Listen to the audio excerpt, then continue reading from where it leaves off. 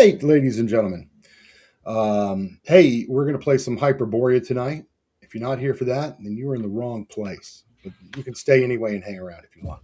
We don't really care. I assume most of you, looking at the chat already, are here for more of the same. So, Matt's laughing like I've already said too much and been too stupid. I was just going to say it's a great way to grow your channel. Yeah, are you here to watch the show? If not, We don't care. hell We don't care if you stick around. Get lost. You know what? Don't even bother hitting like and subscribe. Yeah. You can do all of those things. I'm looking at the chat. because Dying I Breed's care. here. Jinx is here. Truth be told, I think they know who and what they are dealing with. So, I'm just kidding. If y'all are new here, please like and follow the stream. We're here for session 11 already. Ooh. Thanks to Dan, the man who's holding down the fort as referee for us in Hyperborea, and we're going to pick that up tonight. Last week, if you didn't get to watch, we were missing a couple of guys, so it was just Vance and myself, and we were rather heroic. So go back and watch session 10 if you get a chance to be.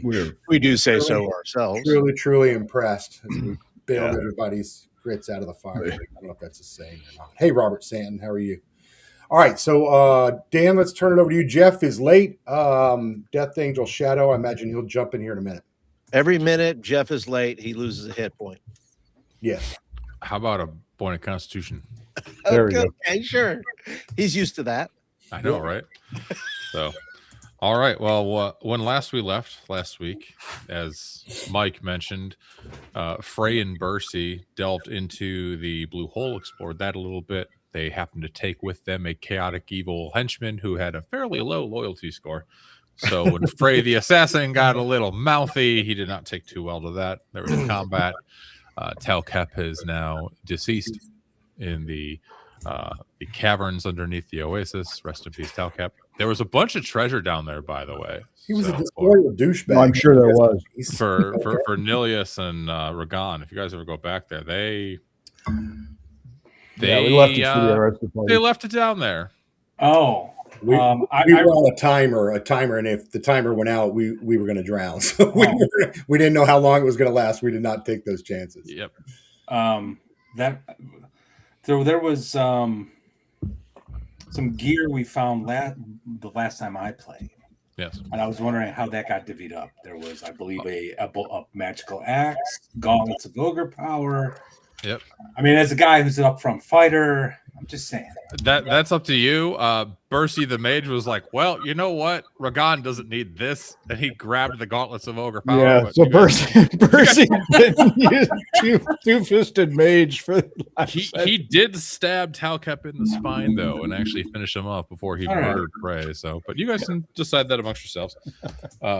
You did decide to. So one of the things that was revealed at the start of the session is that the grave dust that leaked out of that tomb in the mausoleum actually afflicted those that failed their saving throw with wasting disease. So Shala was able to purge it from Bercy, but she mentioned that she can only do that little trick once per week. So two of you, Nilius and Ragan, it's been 2 days. Please lower your Constitution scores by 2. Bercy, since it's been an extra day since you've been cured, yours is back. But you guys headed back to Xambaala. They threw the sickly ones in the cart, the cage that you had made for the Chimera, and on the way back there was a strange celestial event, an odd alignment of stars that occurred, and as a result, there was a number of weird occurrences and creatures that were seen out in the desert, including some strange daemons that breathed clouds of caustic and very hot ash, which almost killed the two driving the cart across on the horses. So luckily they were able to defeat the beasties and move on. So here we are. You guys are in Xambaala. You spent the night, I'm assuming, in the Saturn's Luck. The next day has arisen, and by the way, I believe Jeff is in the backstage. Mike, you want to add him in? Thank you. There you go. And he's muted. Oh, beautiful. Either he's muted or his mic isn't working after all that. But still muted. But anyway, once the mic gets repaired, the Viking that must have headed back to Xambaala before you guys walks in.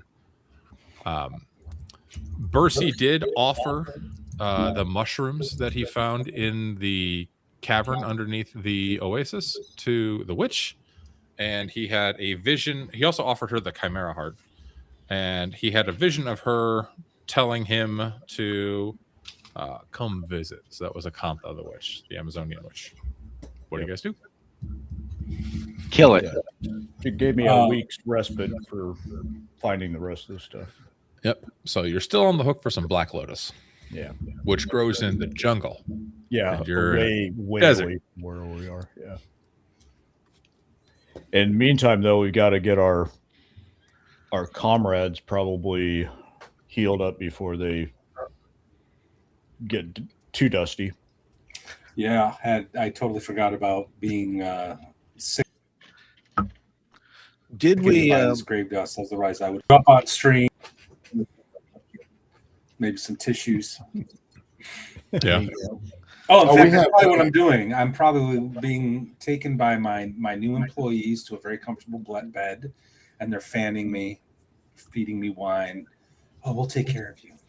Bercy and I made sure you were well taken care of and nursed. Yeah. Yeah, you two will discover that you've been barred into the private quarters at the Saturn's Luck. In the morning, though, Dildred does approach Ragan, and she hands him basically the ledger for the Saturn's Luck and says, See ya. "Good luck to you. I'm leaving today. You mean like leaving? Like you're Leaving Xambaala, leaving." Oh, what can I? How can I keep you to stay? I need someone to keep these. I'm an adventurer. I just wanted to show up and get my share and leave. Talk. That's all What? they Well, perhaps we can discuss something, but by the looks of you and the pallor of your skin, I could probably just wait you out and take the bar back. Oh, that's true. Fantastic. Thank you. I'm already paranoid. All right. Well, if she's leaving, I'll have to figure this out. The last plank on the ship of Theseus. And it's a All right. stubborn one. It ain't going without a fight. So the three of them are in pretty bad shape. They're healing up then, Correct. right? Mm-hmm. Yep, and you have 7 days per Acantha to find the Black Lotus. Otherwise, something terrible is going to happen to Bercy. So I'll as for my not deathbed but sick bed. So what exactly is going on with Bercy? She has he's been slowly kind of having maddening dreams, and Acantha's basically mentioned that he will slip into delirious madness if he does not complete his end of the bargain. Yeah. Which is sometimes kind of hard for you guys to discern anyway. So Yeah. whatever. They're all crazy. And that was in debt for those various healing potions that I acquired for you fellows to keep you alive for our last couple of adventures. I see. So Yeah, what since you're you guys are saying allergic is to I clerics. owe you. Okay. Well, let's make that a focus. How can Well- we keep Bercy from going crazy? Well, I need to get a hold of some Black Lotus. However, we also need to find a way to cure you gentlemen. And my fear is that we might have to, negotiate with her for that as well. So I'm trying to figure out if we have some other avenue to at least not get further in debt with this this lovely person. Well, don't we have two? And this is above table, but did we not divvy up the 10K from 10,000 gold from the Chimera? You would basically do that today because you had to do that Okay. in town. You just haven't Well, gone. I was thinking, Nilius is thinking, well, with that money, surely we could buy some healing or buy something that would alleviate our issues. Provided the cure is around. Well, you have friends at the astrologer's tower. Wouldn't they know where some of this stuff might be located? Hell, I look both ways and I go, they may actually have some in their little magical reagent war. Yeah, I did talk with one of my colleagues there. They were not, forthcoming on any of that, but more gold if might, loosen some tongues or coffers or something. Can loosen tongues too. Yeah. And how about the folks over at Rel? Do they traffic in any, interesting botany? Do you know, Frey? I'll wager yes, they do. Because Dan's shaking his head like, yeah, you would know that. Tell them that. Yes. Getting the psychic vibes from Dan. Yes, I have contacts also with Rel, so if we need to, I think we should probably be good to make our, kind of close out the deal there for with for Nilius's client, and then kind of see what the what our windfall is at that point, and see where we're standing, and then maybe make a couple of discrete inquiries. I think that's a good plan. And I'll motion one of the servant wenches to pull up a second chair in front of the fire and have Neelis sit down, because he's just as ill as I. Get a little, maybe, a little glass of wine, whatever. We'll be here waiting for you. Of course. Actually, I can see in like those old, like those the old westerns where they're in like that old timey wheelchair with like a quilt wrapped around your legs, and like I got the consumption. Yeah, exactly. All right, Longer, let's do it. Yeah, well, that's right, Longer. Yeah. I've been rewatching some tunes. Got me the sacroiliac. Very nice. All right, so where are you guys heading first, and who's going where? Well, let's go ahead and trade in our trophies there for coin. First thing. Yeah, and I if Nilius, if you're asking Nilius, he would probably tell you that I don't know. He seems to think that his employer would take it maybe down where the ships are. Yeah, you do know you had your employer had a contact on the docks. Yeah, that you could basically give the items to and receive payment for. Yeah. So that'd be our first stop. Yep. I can approach Rel to find out about I guess the Black Lotus. Was that it? Yep. But I don't think we need to go marching in there with 4 or 5 of us. So all right, I can so probably do that solo. Frey is going to Rel. Nilius, are you going to the docks? Or are you staying in and with your consumptions? I will stay with my consumptions, and possibly Regan and I shall plot further. Okay. And then Brunhilde and I guess we'll go to the docks, since I'll need some muscle besides the muscle that I've you are now a buff boy, so okay. All right, so Nilius, are you giving them anything to like denote that they are your, Yes, I will write a letter to them, and I will also put the name of the dock worker that I'm supposed to contact, whose name is Frentis. Okay.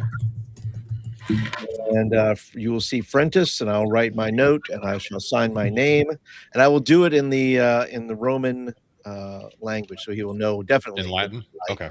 So he will know it was me. All right. Cool.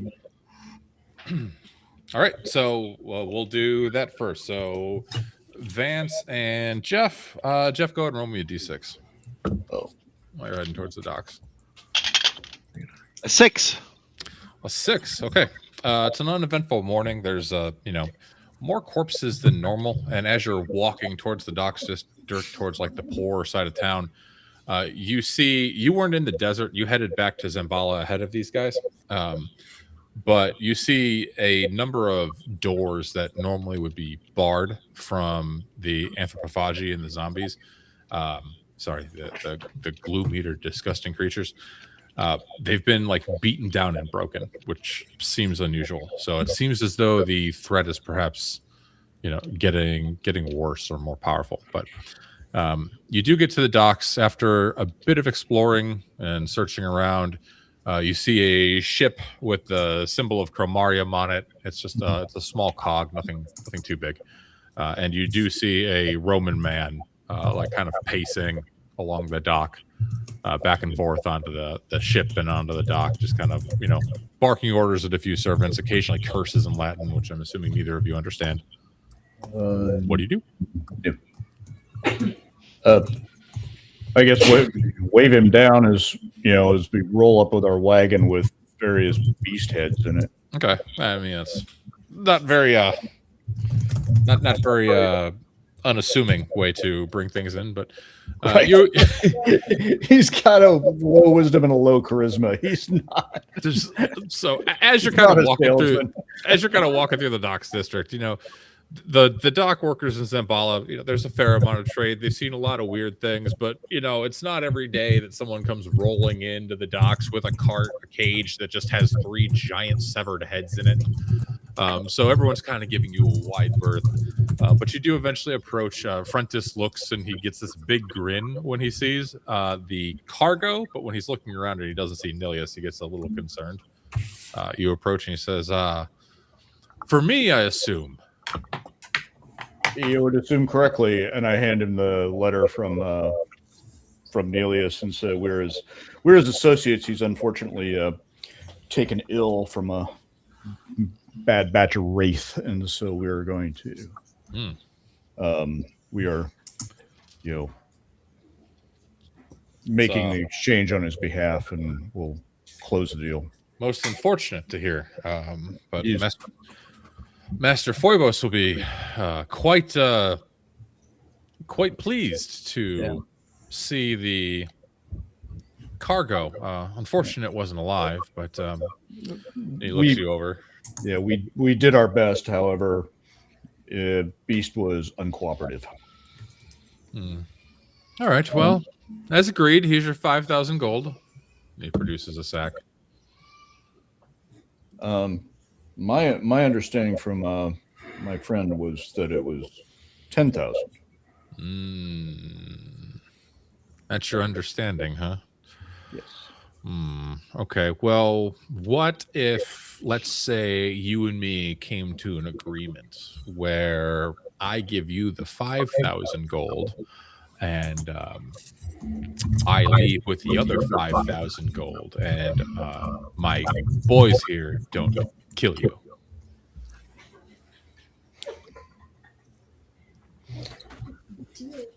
As you kind of look around, you see like 7 guys on the ship. They've got like gaff hooks and various they don't really look like true mercenaries. They look like shipwrights, right? Sailors. One of them's got really bad scurvy. He's all gangly. Yeah, I could probably take him in 2 out of 3 falls. Yeah, just knock him down in his shin. So what say you? I look to Brunhilde. What Jeff? What's your character's name again? Gerhilder. Yeah, Gernhilder. Gernhilder. Yeah. Green Hitler. Gerhilda. Yeah. Or you can just say Gesundheit. Yeah, I look over to her and kind of raise my eyebrows. She's got the axe there.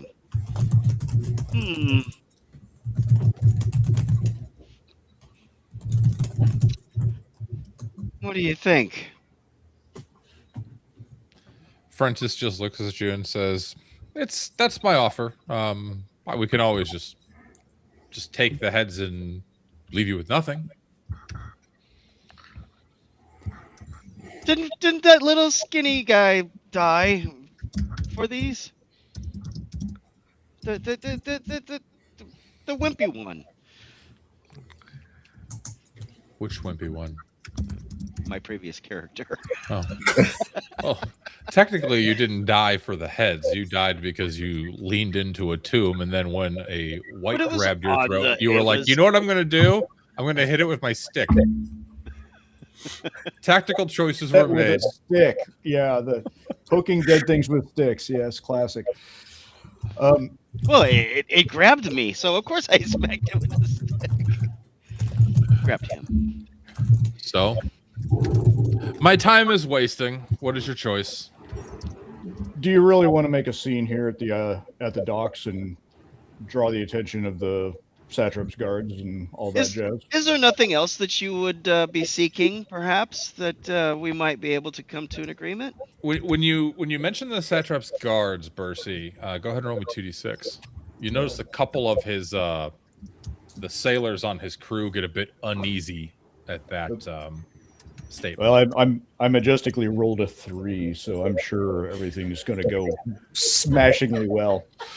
So you do notice like the 7 that are up there, 2 of them, you mentioned the satrap's guards, they kind of like, go back into like quarters or into the hold and back to like their duties on their ship. They're no longer trying to display. Yeah, they've find some mop to. yeah, they're like, I noticed that this rope wasn't stacked correctly. Gotta make sure this cargo's secure. But it's still Frentis and 5 of his men, including one of the 5 is the scurvy rattled individual. Did you lot actually take the time to go and hunt one of these? Oh, that doesn't I matter. mean, what big strong men you are. Right. Yeah, I mean, he looks at you just kind of derisively. Yeah, we're bringing you what we killed. Mm-hmm. And I hold and this is seemingly, even with however many of you are left, is you are a pale. Would there be pale imitation of a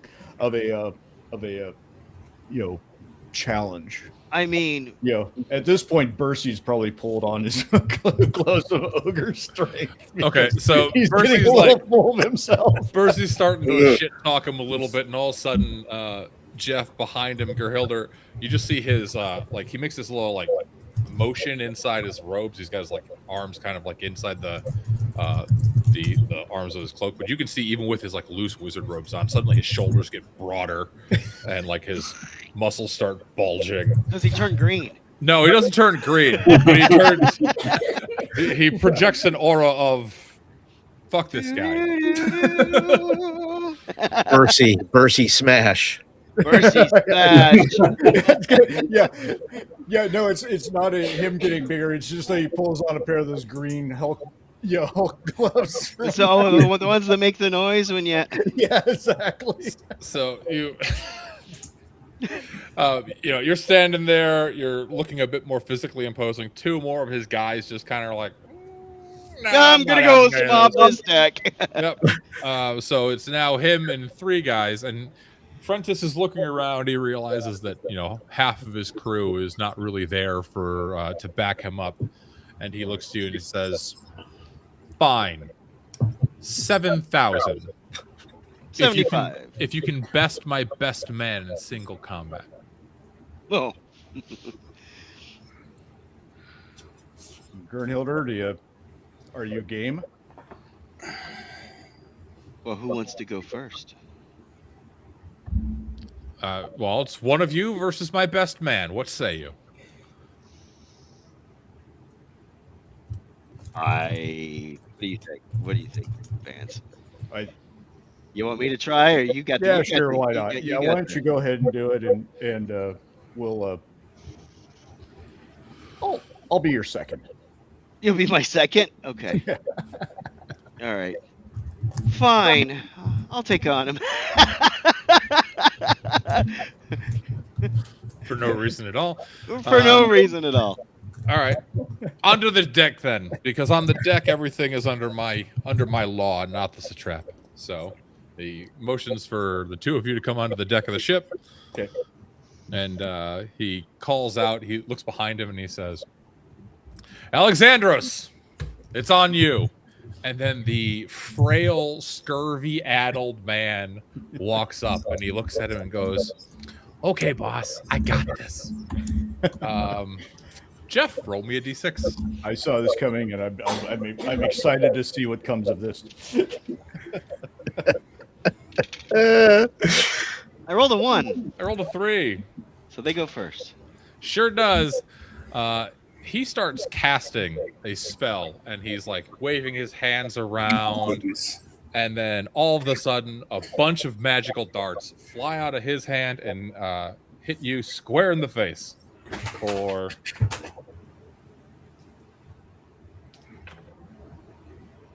All right, 15 damage as 4 darts fly out. Are we down? You know I have 8 hit points, right? You have how many? 8. Oh, you're unconscious and bleeding heavily. You're at -7. Yeah, I could do math. Frontis starts laughing heartily and says, "Ha ha! Ship's mage Alexandros saves the day. Well, I guess you'll be taking that 5,000 gold, right?" See, I'm trying to figure out who. Fucking goddamn it! I hate we just burn this thing out. I paralyze Alexandros. Okay. I think You're trying not to? that is a save. You point your wand at him. It starts to kind of come over him for a little bit, and then he looks at you and just goes like this. "I'll let that one slide." Take your man off my ship before he bleeds out. How flammable is this ship? Yes. That's a good. Get good me answer. off first. If there's a cask of tar or Oh yeah. Napkin. or anything like that, yeah, it just got. It's somehow burning hands, Okay. and I'm setting his ship on fire right in front of him, and I don't care. Millie sure at this point investment is for- sipping wine. Yep. All right. Ragan, how was your day today? Oh, it's good. Hey, it smells like. Is there something burning? I don't know.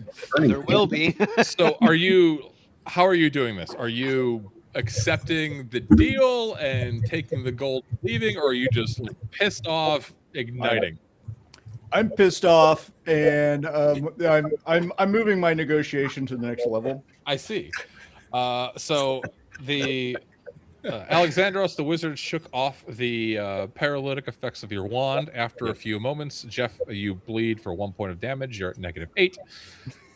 And you spy a barrel of, looks like pitch near you, and you get a wry smile on your face. And then we will cut on over to Frey. Frey, you're heading towards the Grotto of Rel. You head towards the northern side of Xambaala. You know where the guild hall is, obviously. Yeah. And as always, there's a couple guards posted immediately at the doorway to the Grotto of Rel and the facade of the base of that sandstone cliff. And then, being a guild member, there's also at least 4 more watching from various places. And the guards look to you as you approach. They recognize you. They give you a nod. They kind of like make some hand motions in thieves' cant saying, we've been expecting you. And then they usher you inside. Great. And just to be clear, I'm trying to find out, do I know how much of this I have to get for our end of the bargain to supply the Black Lotus? How much I require, in other words? She just Yeah, said I'm sure a Black it Lotus. Yeah, a Black Lotus flower. Was the Yeah, was so the it'd be bargain. like a single flower or single plant. Yeah. Yep. Go dig around in the garden behind the guild and find that. Probably not. It grows in tropical places. Yeah. They have a greenhouse. Have you never been to the Thieves Guild building before? Okay, well, maybe in your Thieves Guild in your imagination, but the one in my book That's right. doesn't. That's right. It's yours, isn't it? So, you enter in the Thieves Guild. You go through the two doors. You can see a number of various rel thieves milling about the first room. The first room is the meditative cavern. The doors are carved out of bronze. There's the fountain in the pool with the statue of Rel. And further in, about 40 feet behind it, is the passageway that kind of leads back towards the storeroom, Rejoiden's quarters, and like the den in the sleeping hall. What would you I like to assume do? Rejoiden's the one I need to see. He's the big man that I'm gonna have to make a deal with her. He is the guild leader. Yes. Yeah. So I don't know any other named characters. you would also know that his right hand woman is named Mielka, Mielka, and she tends to do most of the direct interactions with the members of the grotto. All right, well, I'm gonna go in and ask for Mielka first, just out of respect, instead of bringing my problem to the big man. Yeah, one of the thieves that's just kind of praying near the statue of Rel in the center of the fountain just mentions that he's fairly certain that he saw her in the den. So back and to the right a little bit. All right, so I asked for a private audience with her. Yeah, okay. You head back into the grotto den. I mean, there's not really a private audience to be had. She's just Well, I mean enough to where we can whisper without people hearing my business. It's the Thieves Guild. There's generally the assumption that if you're not part of a conversation, you shouldn't try to eavesdrop it, otherwise it could end poorly. So, but you head back towards the den. It's a training area. It's fairly crowded. You do know, as a guild member, that on the southeastern wall of this chamber, there is actually a secret door that has a secret escape tunnel, should you ever need to use it. But you do see Mielka. She's sitting at a table. Looks like she's counting some coin, organizing some gems and jewels, some job that was pulled off, or maybe some protection money that was taken from the businesses in town, something of that nature, some sort of accounting, as it were. All right, so I nod and bow to her lightly and ask if I may have a short audience. Yeah, she offers for you to sit down. Says, "What do you need, Frey?" I'm trying to find a black lotus flower. She just kind of like raises an eyebrow. Why? The companions I'm associated with here in the city, one made a deal, and part of the bargain was supplying a black lotus flower. And I'm trying to find if I can source one, or if you might help me in any way in securing one. Part of the deal with who? The guy from like 4 sessions ago, who I don't remember. Her name is Akantha. She's an Amazonian. Akantha. That's it. Akantha, the skanky witch, which apparently everyone knows better than to make a deal with or to trust. But my companions here were new to Xambaala and didn't know of her previous reputation. So we are in a bad place. She kind of thinks to herself and says, "Well, I don't know of any. Rejoiden may. I can ask him when he returns later. But if he does have some, the cost will not be light. He would ask something of you in return, I'm sure." Obviously. I would expect nothing less, and we can negotiate. I will be happy to.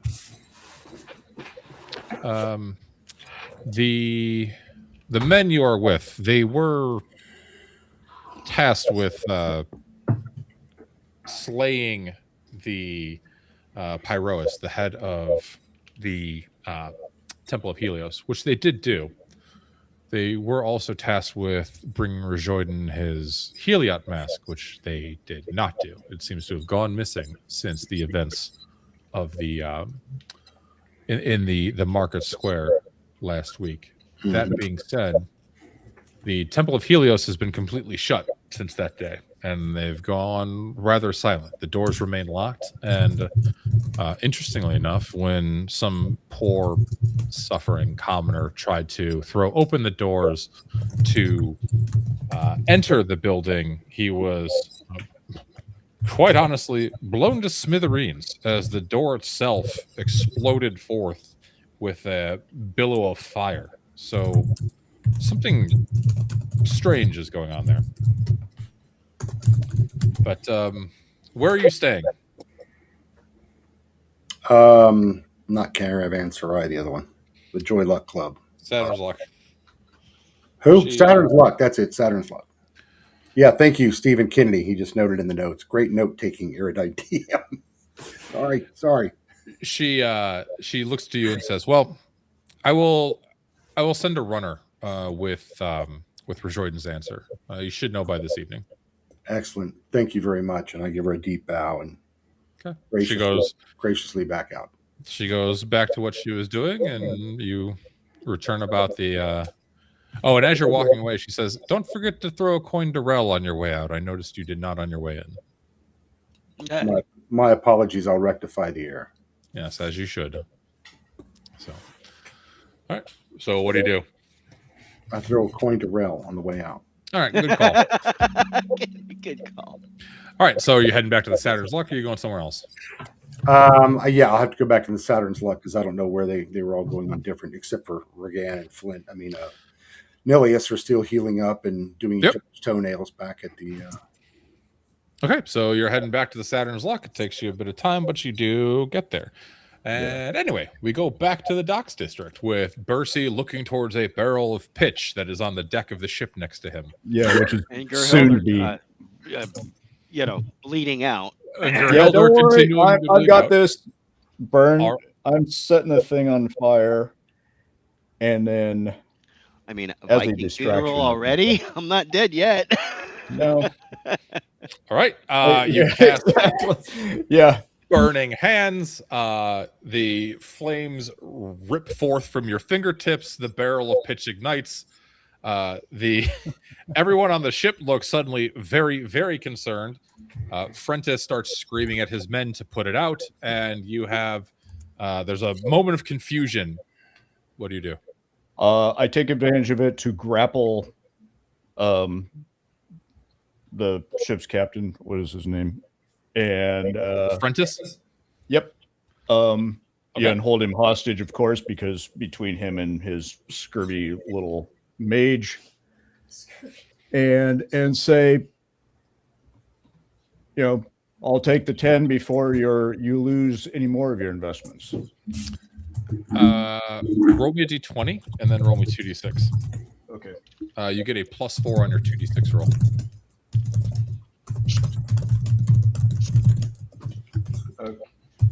Get a clean roll on that d20. Oops, 5 for the d20. Okay.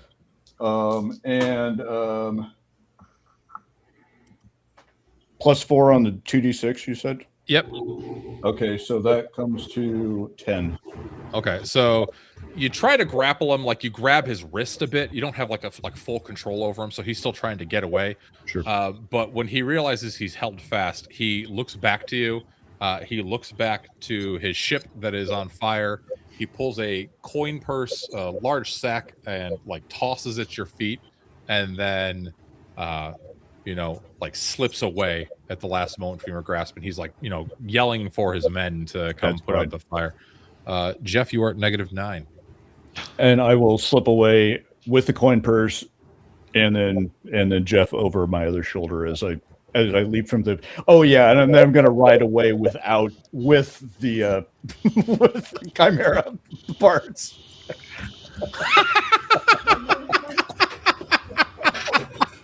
That's what I'm talking about. Yeah. We make a little extra money. So where are you heading with the chimera parts? Back to our, probably back to our hole, and and maybe who knows, maybe witches like more, some trophies on their walls. I don't know, but in the meantime, I'm going to try to stabilize our friend. Okay, you're going to try to. Our Viking scout with 8 hit points. Well, now -9. 9. Yeah. Well, Yeah. But Never Yeah, I get around underestimate the the corner. sturdy how man. a level 3 with 8 hit points, Yeah. and she's not a Well, you were a sickly one, apparently. apparently. Hey, Hey, I rolled Dan, let me everything. jump in just real quick and mention there's some super chats, and I wanted to thank everybody, Robert Santon, and then also Agile Monk. Agile asked me in the notes to read what he had written, so I'll just say he has a gift for the survivor tonight, but he has 2 gifts for Dan if he TPKs. Jesus Christ! He says, Thanks, thanks, Agile. Thanks Love for the you money. too, buddy. No thanks for the bad juju. What the hell? I don't know, Agile. Thank you, though. Oh my God! All right, back to the game. Sorry. All Dan. right. Thank you. So you do quickly bandage the seeping wounds that were all over the 4 holes that were blown through Gerhilder. You're basically taking bandages and just shoving them in the holes, right? Yeah, exactly. Because there's you can't just wrap Not them that up. hole. He looks like Right. he cut himself shaving. You're not totally sure, but you think you might maybe have saved him. We will see when we get back to her. Sorry, to the Saturn's luck. So, Misgendered me. as you turn away and you look back over at the devastation you have wrought, oh boy. It turns out that in their flurry and confusion to try to contain the fire, one of the idiots had knocked over the barrel of pitch, and now the entire deck is ablaze. It's accidents happen. What a shame. Yeah. Yeah, they botched that roll pretty bad. So you head back to the Saturn's luck. Ragan and Nilius, you guys are enjoying your wine by the fire, warming your pallid corpses. Not corpses, not yet. And right at about the same time, Frey walks in, and then a few moments later, Bercy walks in, holding Gerhilder on his shoulder, and he just smells of sweat and smoke. And you notice the cart is still outside. You could kind of see it when he came in through the doors. My eyes get real big at this point. Like, what has happened? Fire broke out. It was terrible.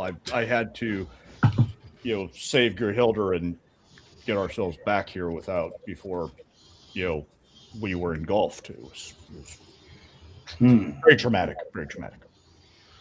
Oh, Take a glass of wine and a shaking hand.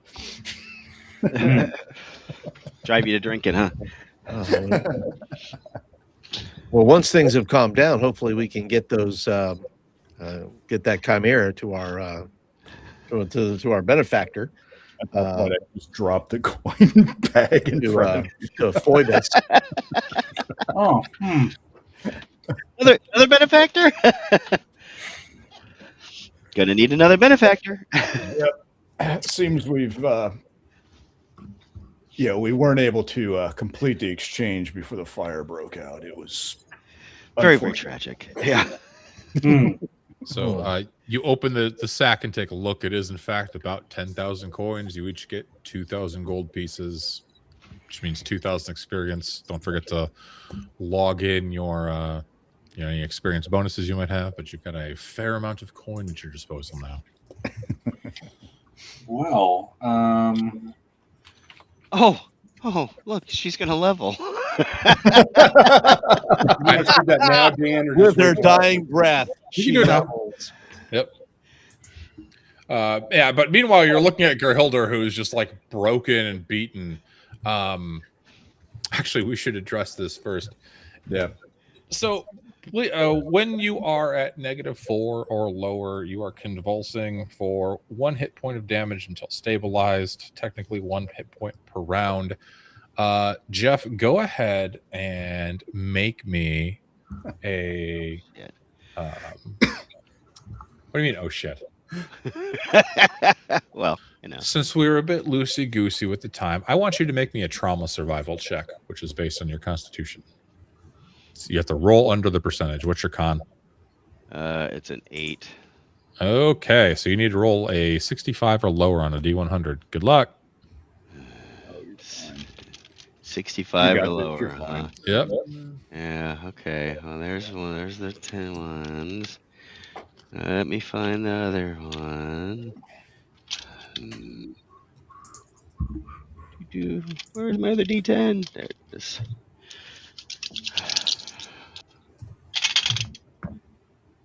$83. Turns out that it was too little too late. Gerhilder was taken by her wounds. She does not, in fact, breathe as you get back to the Saturn's Luck. And that also means that it's actually 2,500 split across 4 instead of 5. So good luck Oh, to way you. to go, Jeff. Now I have to do the math all over again. Yeah. Because you're dying.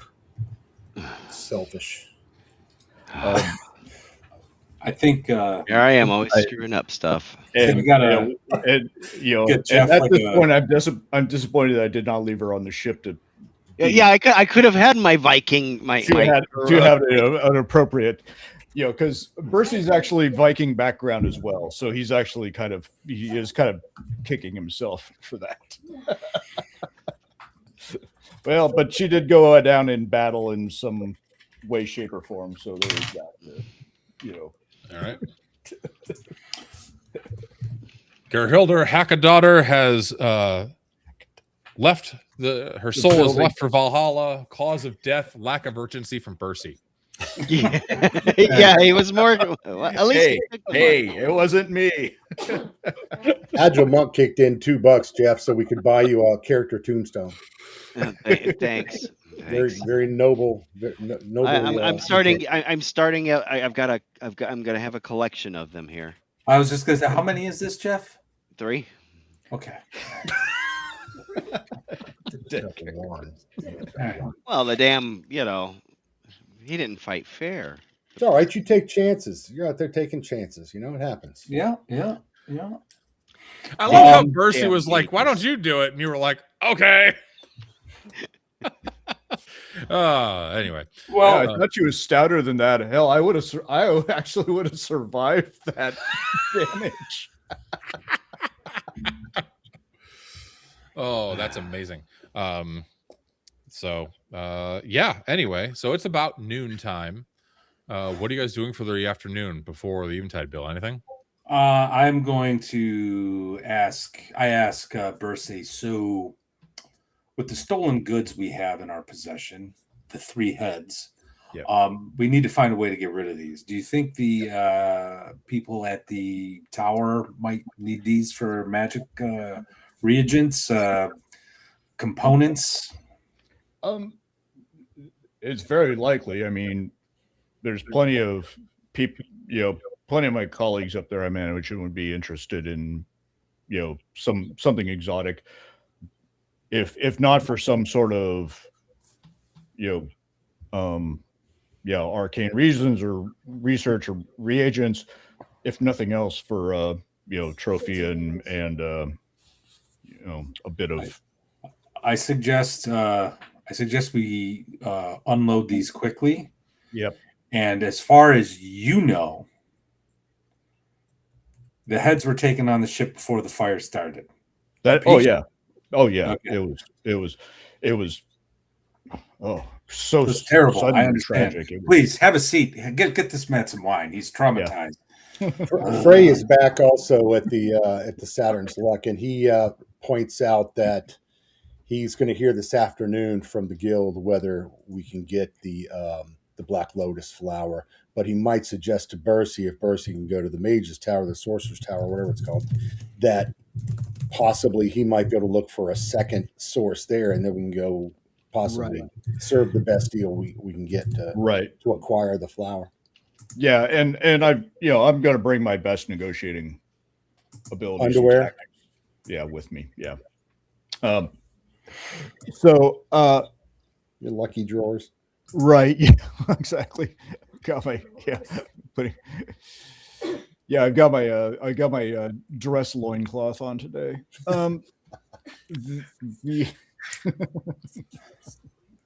The formal occasions. It's like one of those tuxedo. Yeah. The other thing is if any of the necromancers or something like that might have have some knowledge with respect to the our friends' ailments and as well as we can at least stabilize them, if not, bring some healing and stuff as well. So, yeah, I'll trundle over there with my my cart of goodies, like some sort of demented ice cream truck. Okay, so you're heading over to the astrologer's tower, correct? Yeah. All right. Bercy, go ahead and roll me a d6. I would love to see if there's a bard on the thing playing music as it's going by. 5. Yeah. On a hurdy-gurdy. Yeah. Hurdy-gurdy. Yeah, just a monkey with a little So as you're playing Pop Goes the Weasel, city square with this thing, or this house is on fire, whichever. The roof. We is didn't on start fire. the fire. But you did. Oh no, we did start the fire. We didn't start the fire. We did. Well, Bercy did. You're heading through the the market district, across it towards the astrologer's tower. Yeah. And you I do may have hear thrown a tarp over these things in the meantime. That's fair. You do hear some like commoners speaking and like uttering and muttering to themselves, like, oh, there was a huge fire over in the docks. I heard like there's they're pulling corpses out of the water, but I think like I'm pretty sure they said they saw 1 or 2 guys like leap away, and it's just strange that a fire would break out like that. Normally there's good controls on those sorts of things. On a rickety old ship. Yeah, should hope his insurance was paid. So, yeah, you make it to the astrologer's tower pretty swiftly, and you head up to the door with your cargo. Yep. And there is an Amazonian-looking man standing at the door this time. Okay. He looks to you. He has he's got brown hair, fair complexion. He's kind of a manlet. He's about 5'7". Okay. Manlet. Yes. He's got dark hazel eyes. Introduces himself as Agathon. Okay. How tall am I? I'm 6. Okay.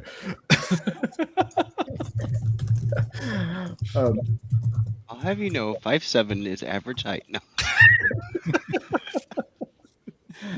I greet him.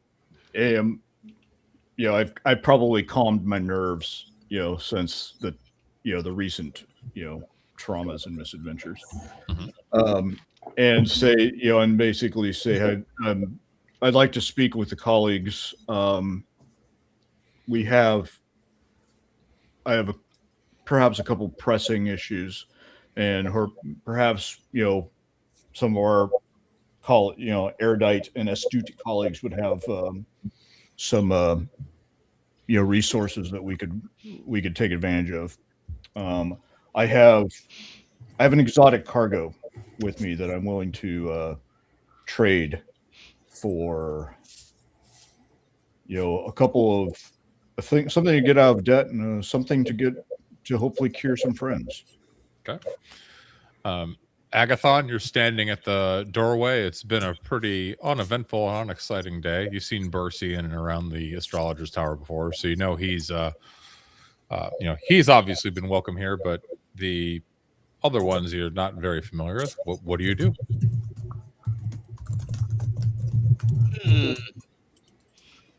Bercy. Mm-hmm. I remember you. How are things going? I haven't seen you around lately. I've had some adventures and some successes. I found a few items. I've made some friends, and Swimming hole. and we went hunting. Oh, fascinating. What did you catch? Chimera, actually. Really? Yeah, Hmm. and we managed to. Well, unfortunately, we were hoping to bring it back alive, but it's dead was good enough. So we I have some pieces parts out here that we might be. I'd be willing to trade for anybody who's interested in such exotics for perhaps a couple other items that somebody might have kind of knocking around. Well, you may want to. Oh, cool. You may want to speak to. She's usually busy running around, but she might be able to direct you a little further and help you out. I was gonna go fishing, but I heard there's something going on at the docks or something. Somebody burned down their ship. Yeah, you might want to. If you're going to go fishing, you might not want to go to the docks. You might want to find somewhere else to go because, it's going to be kind of busy there for a little bit. Oh man, I was gonna go hunt Moby Dick, but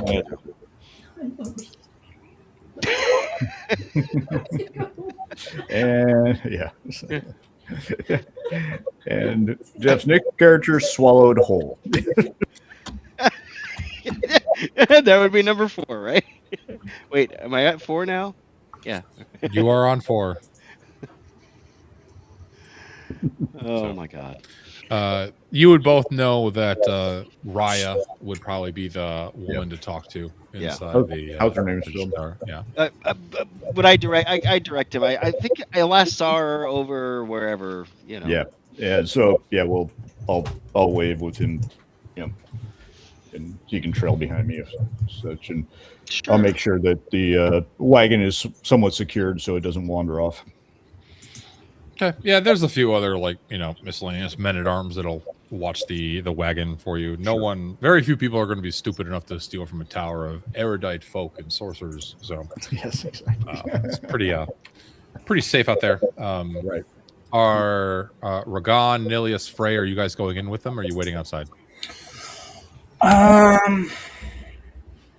You're welcome in. No, let's go in. Just not Yeah, overnight. I would say it's in the tower, right? Yeah. You're inside the astrologer's tower. I just can't go upstairs. So they'll let you in. The non-sorcerers, so that would be Nilius and Frey, are told to kind of wait in the audience chamber on the first floor. Foyer. Yeah, the foyer, and Bercy and our newest companion, Jeff. Would you like to introduce your character a little bit? Sure. His name is Agathon Fotenaderos. Let's just go with that. Naga Agathon. So he is an Amazonian male, and is Pandoros? He's Hellenic, so He's Amazonian. Amazonian, yeah. So he's kind of like think Greece, not He's got a short bow and a battle axe. Yep. As well as a studded armor on. The chronic bedwetter. Indeed. And he smells a little fishy. He smells a little fishy.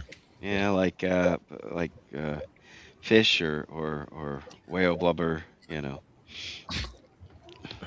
All right. So they send a runner upstairs, and after about 10-15 minutes, Raya comes on down. And Raya, she's one of the head magicians of the astrologer's tower. Is it some say she's R-I-A or what? What was that? How's spelling? RHAIIA.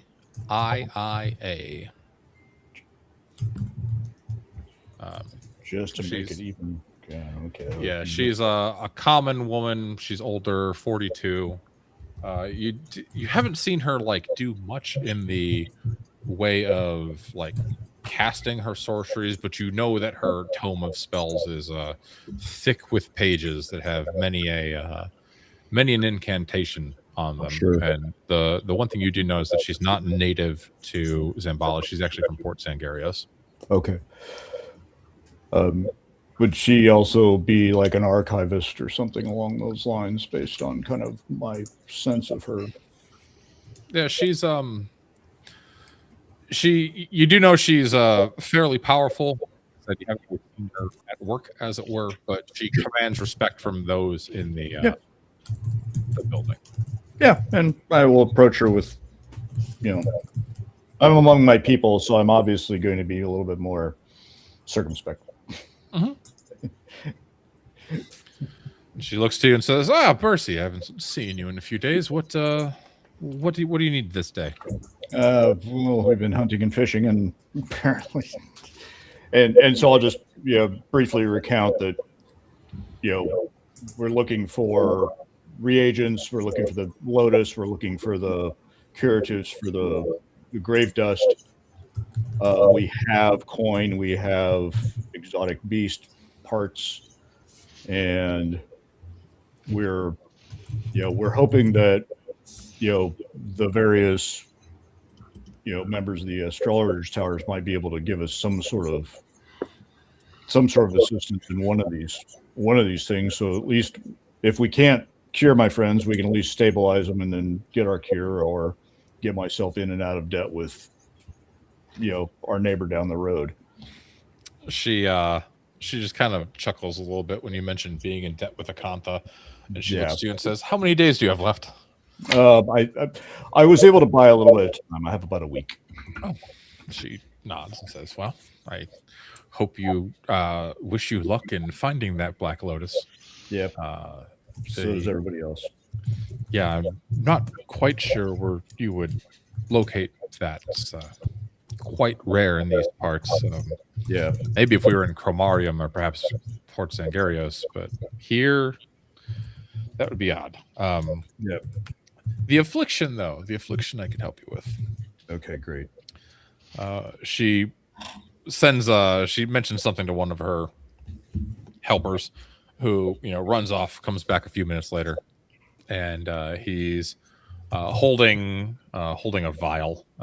It's cork stoppered glass vial, and there's like this strange looking liquid. It's got like a greenish, almost like red hue running throughout it, and she motions towards it and offers it to you and says, "In exchange for the heads, I will give you this, if this is to your liking."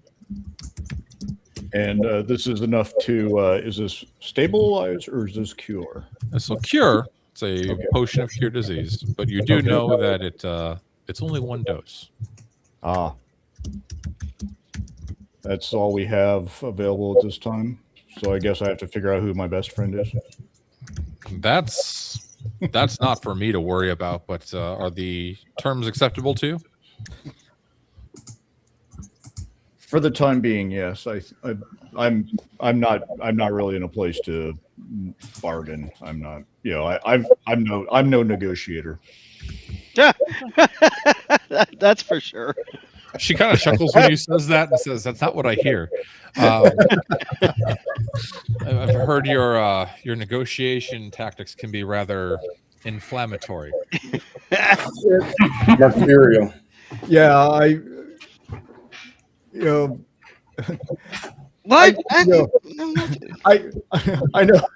I guess do I know how to read a room? They call him Bercy the Flamer down on the docks. Percy the Flamer.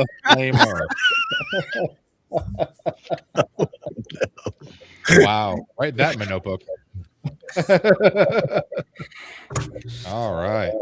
So she hands you the potion. She, mutters something in Ixian to some of her compatriots, and they head out the door to go retrieve the cargo. Okay. You have one potion of cure disease. What would you like to do? Who do you like more? I know. Yeah, I guess, yeah. I'll just leave it with them and let them talk it out. Fight over Break a pool cue, make us fight over it. balls on No the floor. spilling blood in the tower. You hear Raya call as she's heading up the stairs. Do I hear you have some ill compatriots? Huh? True. And we've got one cure disease, which will help one of them, and it'd buy us some.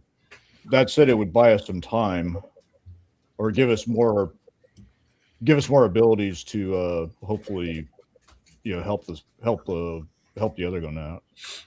Well, I can't promise much, but I might be able to help one of them. Okay. Do we have? I look at the lady. Do we have any honey available? You would know there's honey here. You work here. Yeah. Okay.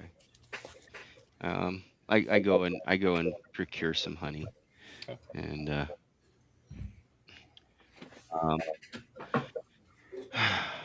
well, lead the way, Bercy. I'll see what I can do to help. All right. So we'll head back to Saturn's Luck, where we can kind of chat a little bit about kind of what our options are, and then wait for word from Rel, I guess. Okay. So you guys head back to the Saturn's Luck. Yeah. And all right, are you doing anything else before Eventide Bell, or are you just going to kind of? I want to float an idea out when we have a private moment, just the group, the company, not with any ears around. So, and I really don't remember. I apologize if it was Boseman or my new character when this deal with Hakantha. But every time we mentioned Hakantha to someone that we've made a deal with her, they snigger, they laugh, and they roll their eyes. Of course, they is always Dan, so we're interpreting it through Dan's eyes. Yes. Brilliant role playing, by the way. But I'm wondering, how is she regarded in the city in Xambaala? Is there anyone that might have a price on her head? On her head? If she were to cease to be, that would relieve us of some of the obligations we have to her. And she might not be missed by any.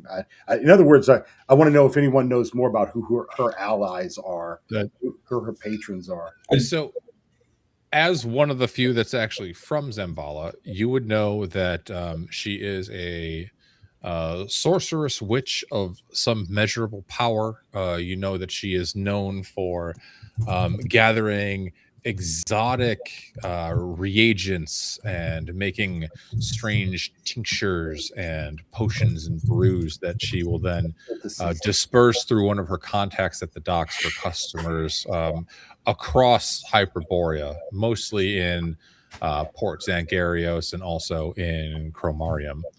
But she's known to generally be somewhat sadistic, somewhat mad. And most people know not to cross her. There are some stories that she has turned, those that have defied her or not kept their end of the bargain, things like toads and newts and that sort of thing, and that others have had their eyes melt and gone insane, and a number of things. You're not sure how much is true, how much is tall tales, but it is known that there have been other members of the city that have crossed her and then after a time are never seen again. Okay. I know she's her place.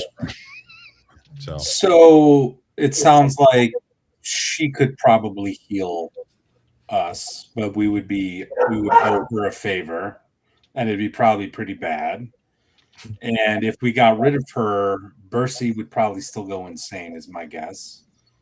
So maybe not. Yeah, that is one of the things that Bercy's been wondering, is if something has already been set in motion, or if it's what I'm getting is just some messages and stuff, and then there's going to be the spell is going to be completed at a certain time.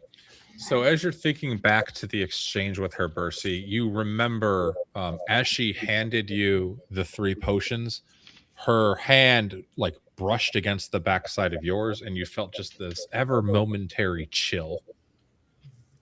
Yeah. So she's either planted something or was able to get a hold of something off of me to, have something to cast through. Yeah. Which sucks because I was hoping her place was very flammable. But anyway. Dan, I would like to explore any way I can through any network or associates I know of in Xambaala, her current, anything I can on her currently, who she's dealing with, who she might be obligated to, if this is even possible. I realize she's a powerful entity and player. I just want to check. And who might be opposed to her, who's on both sides of the coin with her. I'm trying to try to find some leverage someplace and see if that helps us at all. Yeah, so like as you're heading back towards the Saturn's Lock, you can, there's a few like street thieves that you could kind of converse with. Maybe you got plenty of coin to, maybe throw 5 or 10 gold someone's way, or a couple someone's way if you want, and maybe send out some observers if and maybe try to see what she's up to and kind of suss out her plans. You can definitely do that. Kind of like Honey Bear in what was that? Beretta? Was it Beretta had Honey Bear? No, Huggy Bear was starting.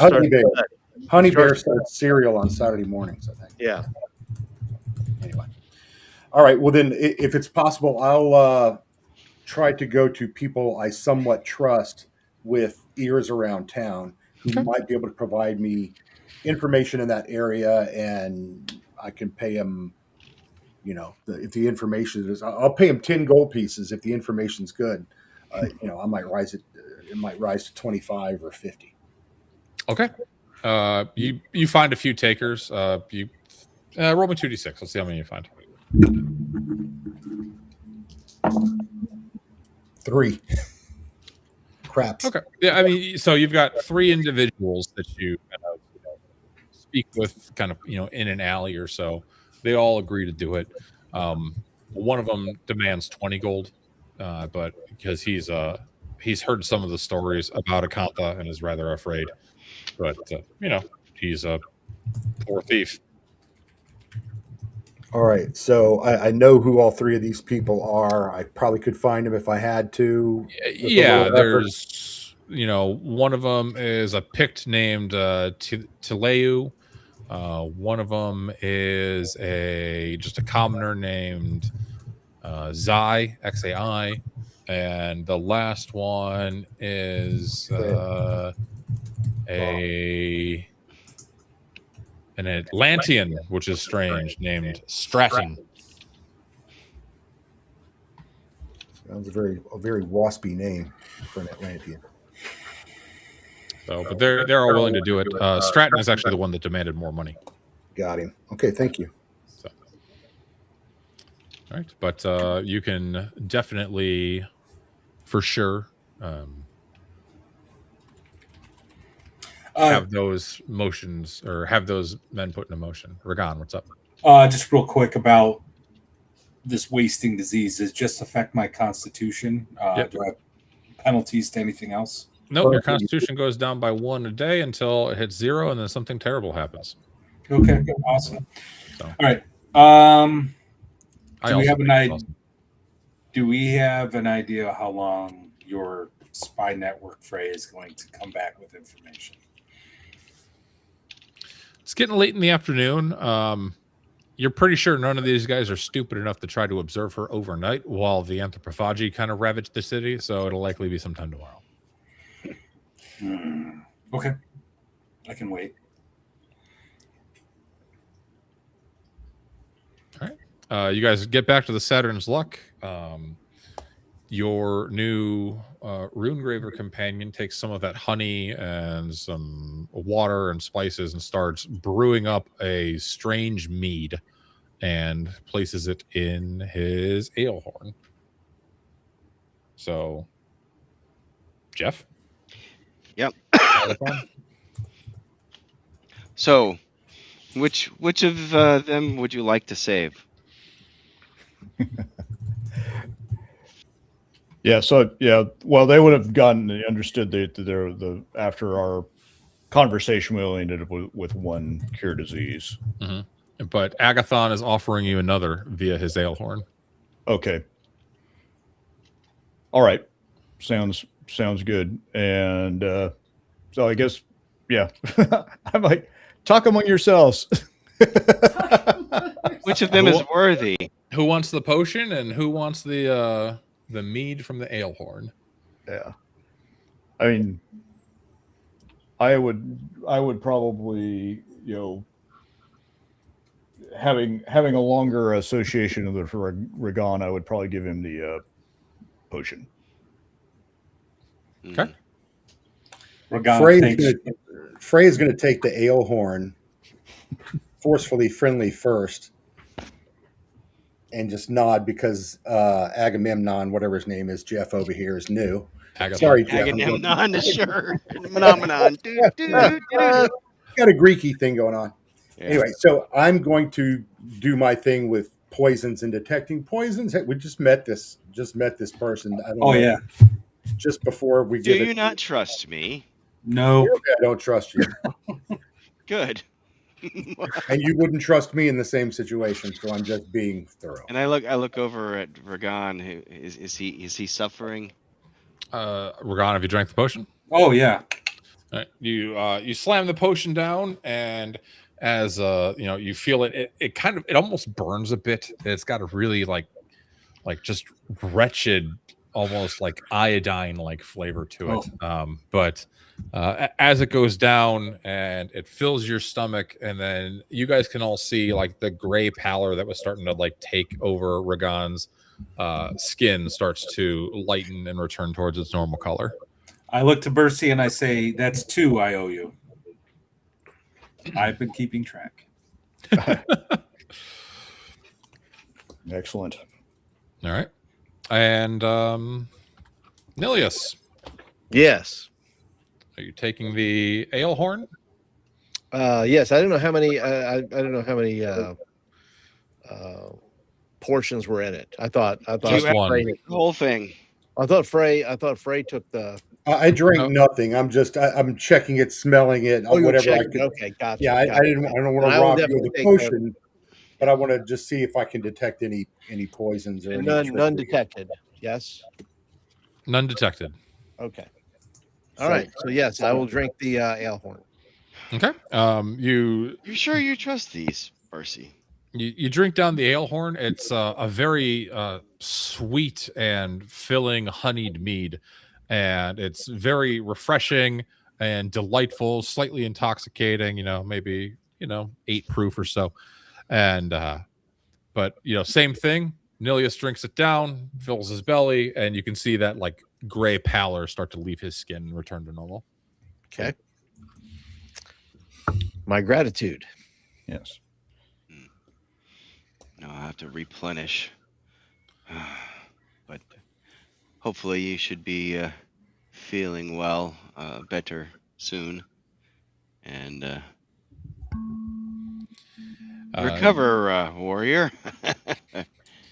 So as you guys are talking, it's getting later in the day. There's a few customers inside the Saturn's Luck. Dildred is still doing her duties, and she kind of looks to Ragon and says, "I've thought about your offer.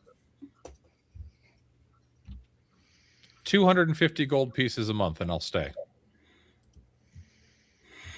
You've seen the books. You know you can afford it. No, I know I can afford it. And 250 additional, and keeping track of things, but also keep me informed about people coming in and out, newcomers, that sort of thing, and you got a deal. Oh, that's what I do. So figured it would be an easy sell. Information broker. There was a message left for you. Oh dear! While you were out, specifically for you, Ragon. It's she reaches behind the bar and she pulls out this scroll.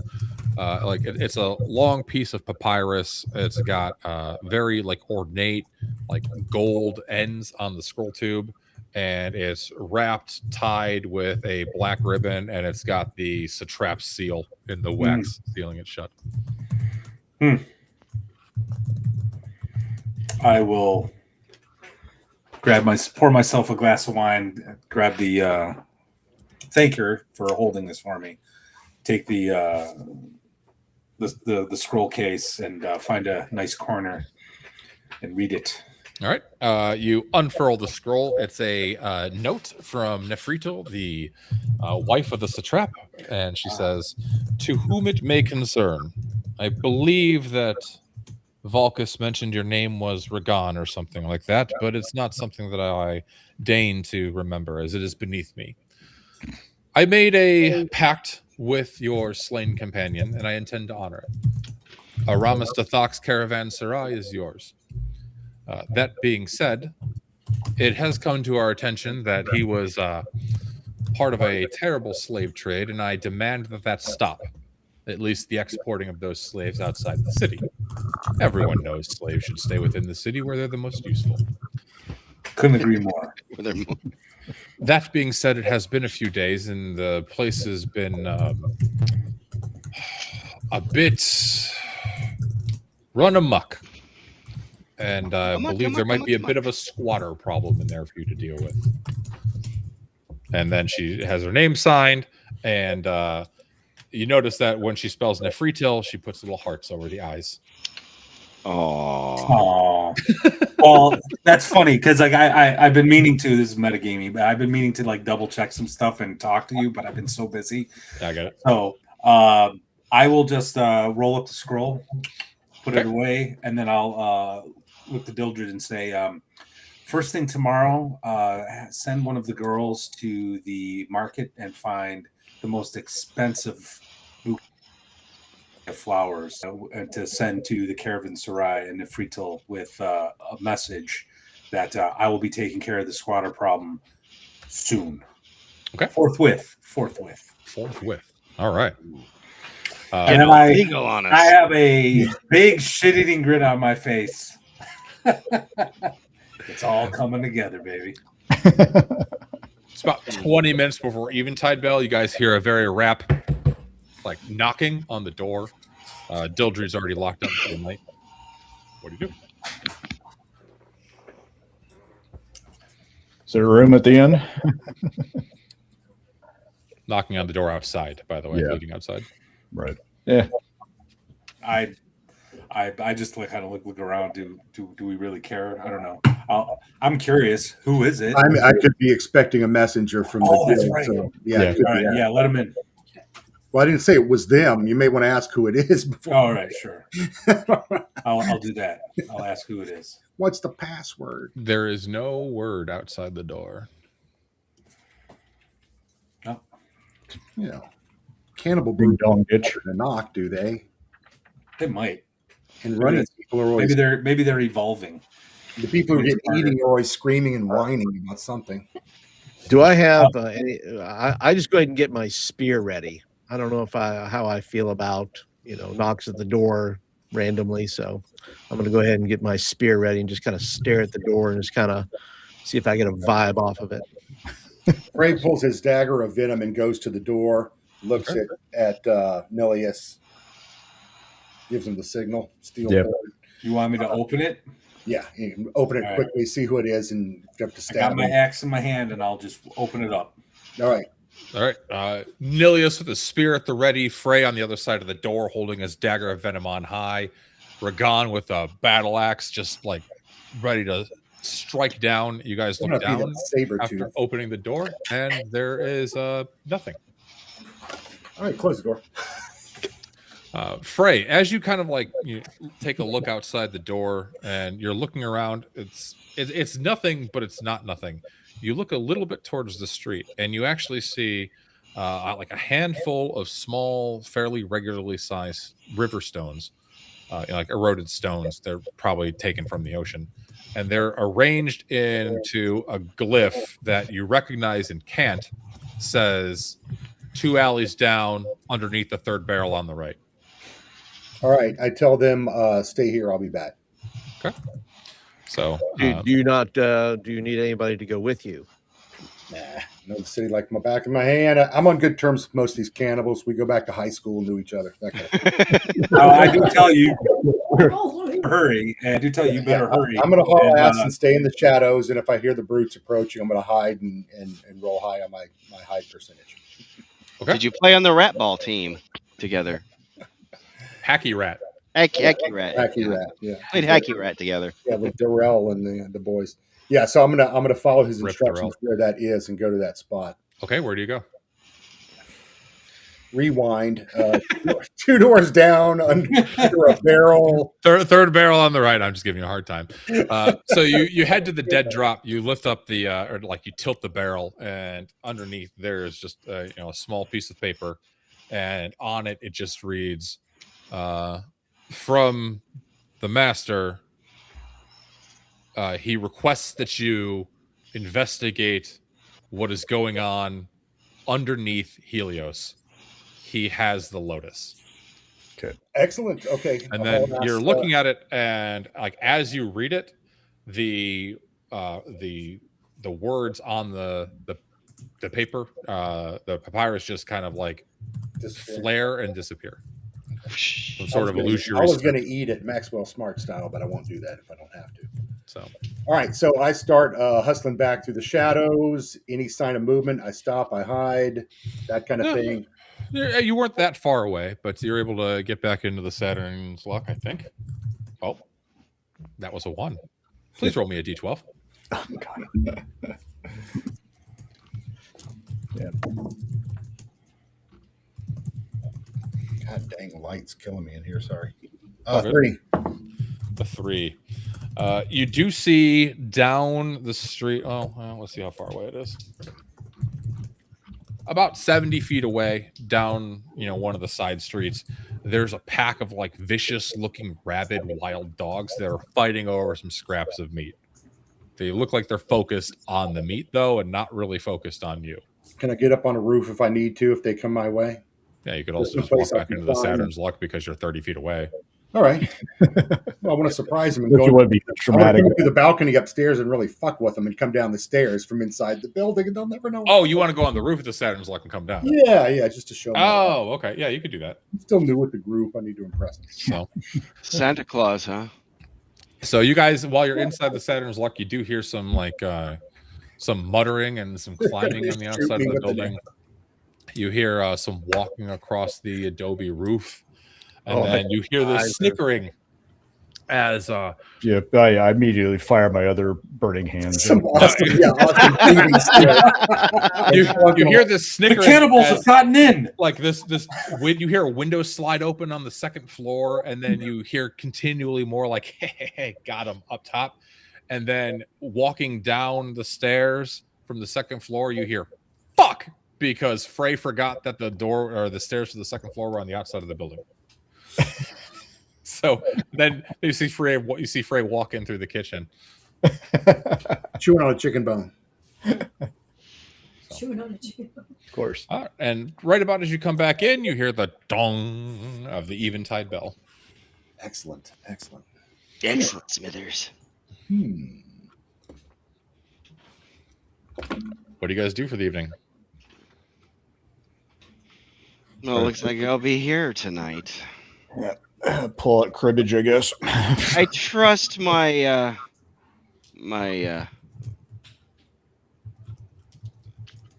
donation to you will buy me a bed to lay in for the evening. Certainly. Well, I know the manager. I'll put in a good word for you. I do appreciate it, Percy. Hey, Dan, was it Bercy that actually negotiated the deal with Agantha originally? Yes. Yeah. Bercy? Yeah. Percy. Yes, Okay. it was Percy. Thank you.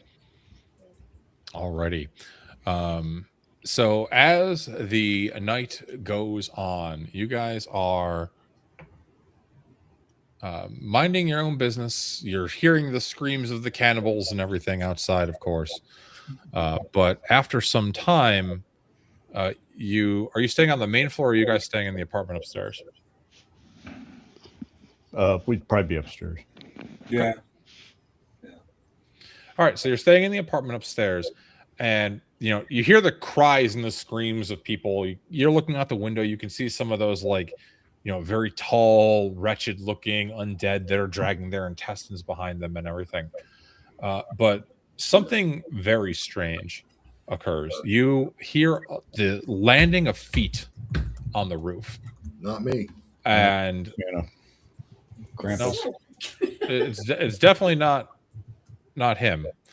But you see, you hear almost this clacking and of nails on the adobe, and the sounds of dragging and scraping up above. What do you do? I'm afraid something's been sent here. Someone sent something to kill us. Another type of assassin or something, or a monster of some sort. So, Well, would I recognize that sound at all? No, you have not heard that sound before. It sounds like one body, one person. It sounds like multiple. Multiple. Oh. yeah. It's my concern is because there seemed to be more bodies than before when we returned. My concern is that something new has transpired with respect to the Cthulhu cult thing that's going on in the desert with these things. I am going to get ready, Okay. and I'm going to definitely double check that everything is barred and shut. All right. As everything is barred shut. All right. What about Frey? What is Frey doing? Frey's going to go downstairs and see if Nilius or one of the others want to come with him to watch what's happening downstairs, so we have both floors covered. Okay. Yeah. I will definitely do that. In fact, I will find a spot that should anything come through that door, I would be hidden at first and get some kind of advantage to the point where it comes in looking and doesn't quite see me first. Okay. So you hear things on the roof, and Frey and Nilius are going to go down to the main floor, correct? Yes. All right. Is anyone else going with them? I'll stay up second floor. Yeah. I want to. If whatever it is tries to get in through a window. And what about Agathon? I know Bercy, so I will go wherever Bercy goes. Okay. All right. Bercy is so Bercy, Ragon, and Agathon are staying up on the second floor. Yeah. Go ahead. Oh, and Bercy pulls out a crossbow that he picked up somewhere because that was what he was adding to his. Were there any pirates left from the ship you burned at the docks today? Maybe they're returning the favor. Yeah, I Okay. certainly hope not. So as Nilius and Frey open the door to head down the stairs to get into the main floor of the building, you guys hear this sickening screeching noise from the roof up high. And as you start walking down the stairs, and then you see 3 of these just ridiculously looking, terrifying monsters. They're vaguely humanoid in shape. They're at least 7 or 8 feet tall. They're incredibly thin and rubbery. They've got these jet black skin that glistens like oil, large bat-like membranous wings. And they each have this large 7, 8, 9 foot tall or long tail with wicked looking barbed stinger on the end that's dripping poison. Let's go ahead and roll initiative. Nilius, you can do the honors. All right. Actually, before you do, is anybody casting a spell? This I don't see this right. Correct. You guys they opened the door and started going down the stairs. You hear the screeching and the thunk thunk thunk and the flapping of wings as these things. One of them's in front of the door by you guys, and the other 2, one's on the stairs in front of Frey, and one's just off to the side of the stairs, Within 40 feet of each other. Yeah. All right. I'll be casting a spell. Okay. Not this round. I mean, there's. You want there to be a barrel of pitch? Yeah, I'm looking. I I'm need looking for flammables. Yeah. Okay, Nilius, go ahead. Okay. I've rolled a 3. A 5. All right, you guys are up first. Let's go ahead, and anyone's doing melee. Probably Frey. I was going to fire an. Are they right on us, or do I have enough room? There's one like right in front of you on top. Oh, of the then it's stick. short Yeah. sword time. Okay. And that is it's a D6, right? Mm-hmm. That's a 17 before my bonuses, so I think that'll hit. I don't know what the AC is. That'll hit. Yeah, 4 points of damage. And with the short sword, I don't get any bonus. Okay. You stab your short sword into it. It cries out in pain. And anyone else doing melee or missiles? I am I'll going to shoot stab. Yeah, go ahead. I'm going to go ahead with him. I'll stab with my spear. Okay. Go ahead and make your attack roll. Okay. Let's see. These are not of the animal sort. Is that correct? No, these are otherworldly alien creatures. Gotcha. Gotcha. That look absolutely terrifying. They're from the WNBA. You absolute savage. My channel. If I ruin it, I ruin it. What the Formerly the NBA. They're about 7 feet tall. They look like that. If you'd like to share. Oh yeah, they do look like the WNBA. You guys are all going to hell. All right. I did not do well here, so I got a. I think I got a 10. Okay. That does not hit. So you reach out with your spear to try to stab one of them. Bercy, what are you doing?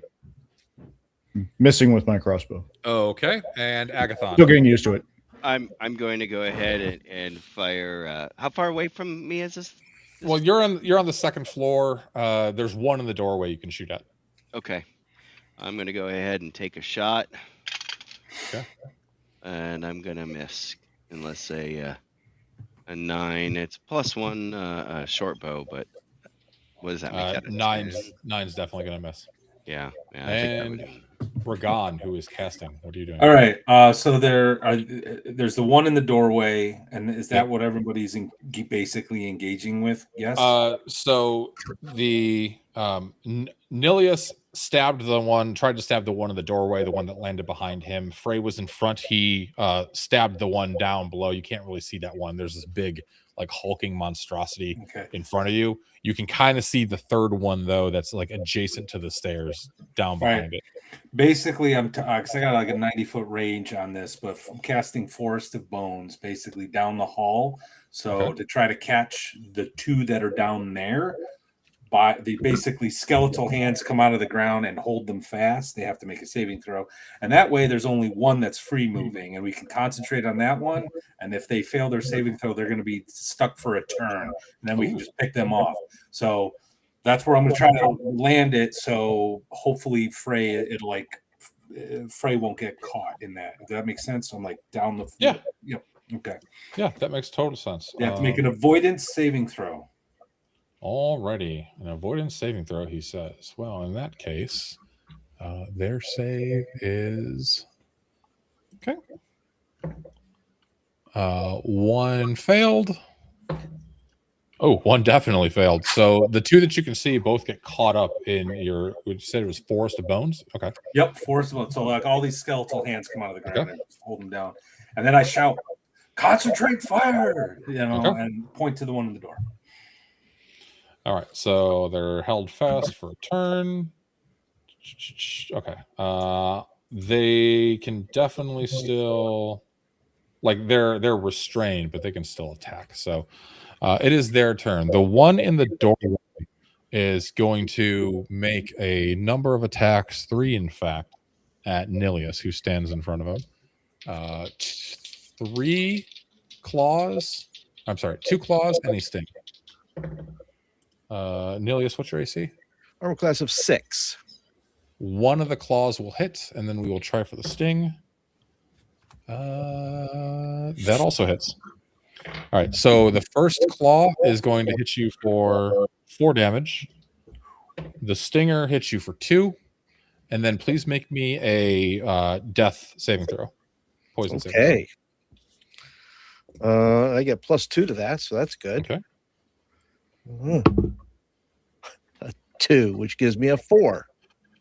So the poison on this barb starts like seeping into your body, and like you can feel yourself, like you're feeling sluggish. You're feeling like your muscles aren't responding with the speed that they normally would. The one in front of Frey is going to do the same thing. Okay. Claw attacks. Ooh, both miss. Frey, you're lucky. And the stinger. Frey, what's your AC? 2. Oh, God. All right. He missed. And the third one, who's down low, also on Frey. Nat 20 on one of the claws. Okay. So he gets +2 damage on that claw attack. So the claw strikes you for 5. And then we'll try for the stinger. Stinger missed. So one of the claws tears into your flesh. I'm going to remember that. And then the one that was kind of off to the side of the stairs is held fast. He can, because his stinger is so long, he can make a tail barb attack at just Frey. Oh, stop. That hits.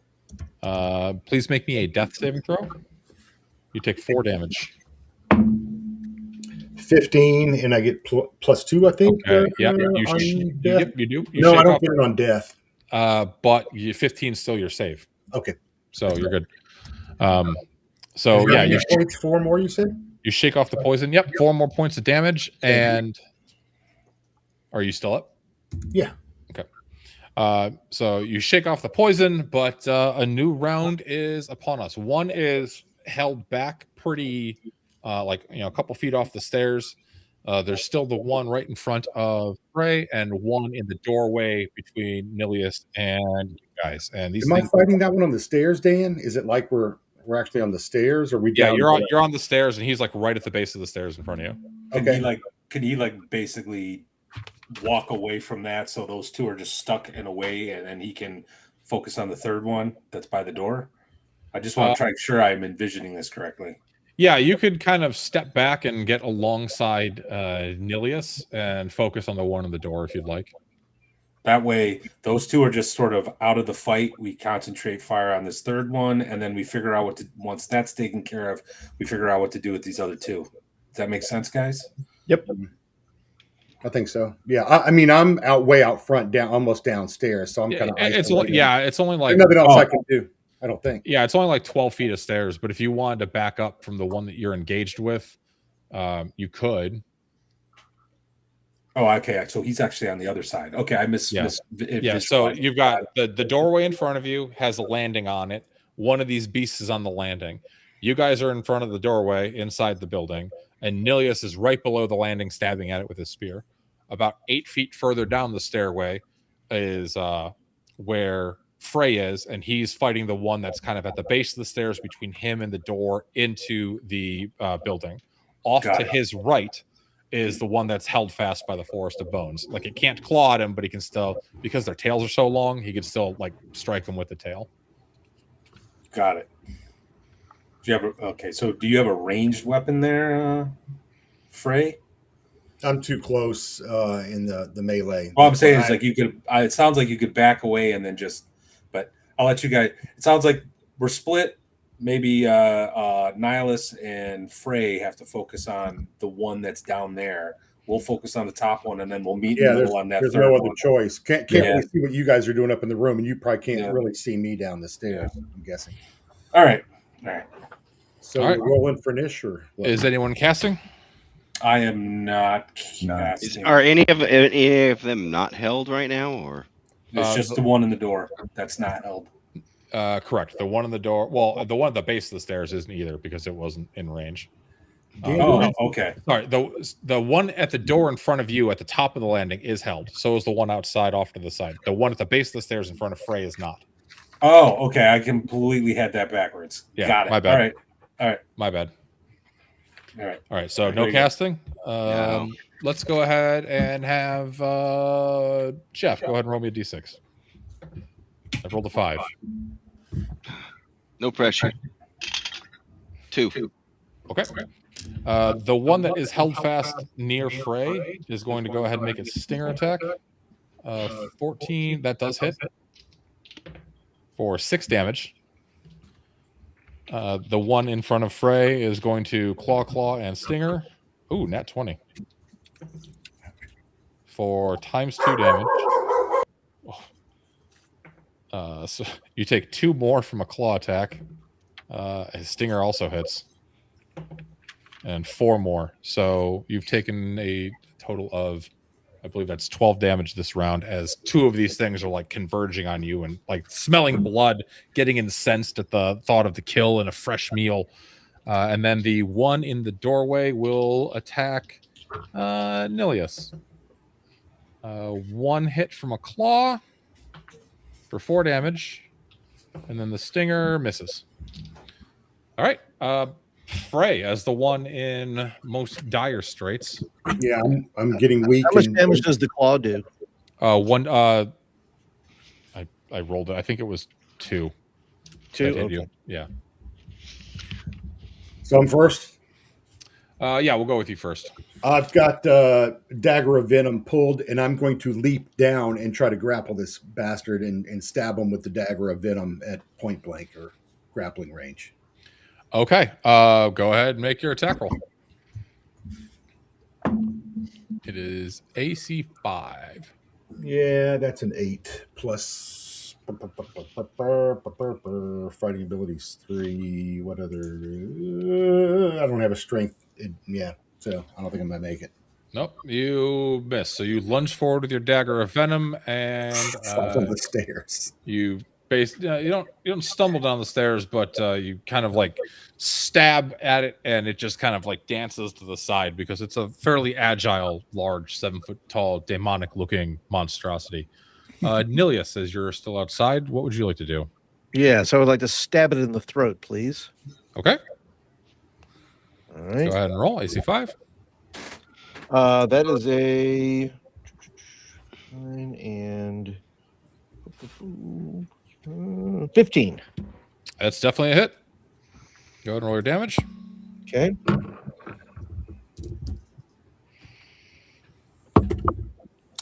Through 5. Sorry, 4 points. 4. Okay.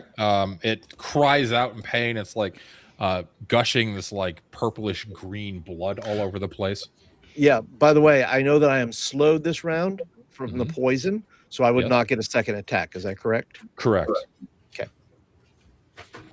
All right. Let's go with Ragan inside in the doorway. All right, I'll take a shot at the one that's in the doorway with my crossbow. Okay. Go ahead and take a shot.